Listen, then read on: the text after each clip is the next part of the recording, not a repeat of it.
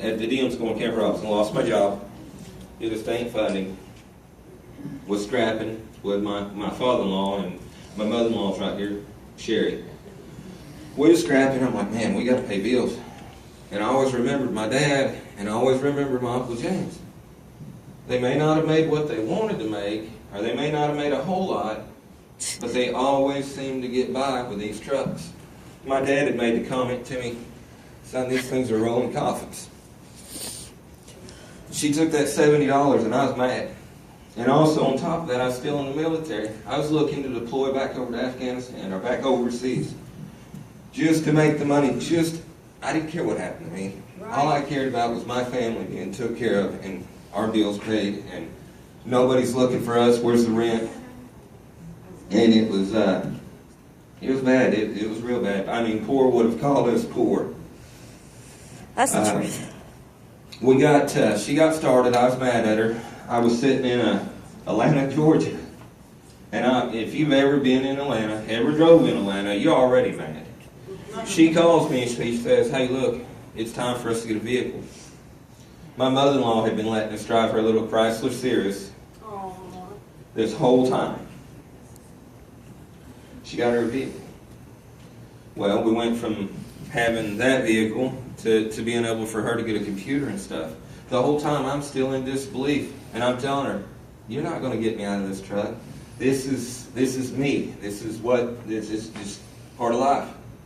I know the health risks that are involved in driving a truck, and it's the same thing that contributed to my father's health. And my Uncle James and Aunt Sherry, they're well aware of the health risk, and my Uncle James struggled a long time with these health risks.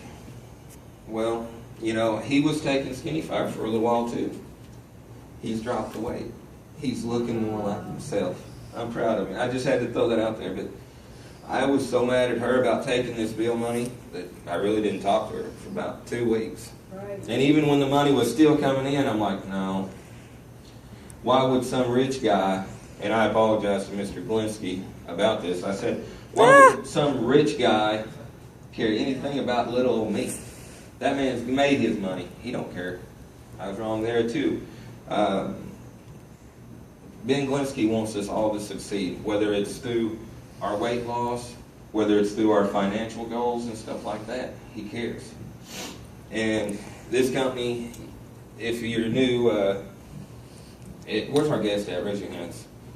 Guys, I'm telling you, this is a company I didn't believe in. I told my wife this is a fraud. It's not going to happen. Believe me. You can ask my Aunt Sherry. My Uncle James, me, my dad, some of the hardest-headed people you'll ever meet in your life. I didn't believe it. Well, my wife proved me wrong. She proved my mother-in-law wrong. She proved my father-in-law. Now, with the financial aspect, we've just bought a beautiful home. A beautiful home. We've got a working car lot now. What? That we buy. And we didn't buy it as a car lot. We bought the property, the building, and everything.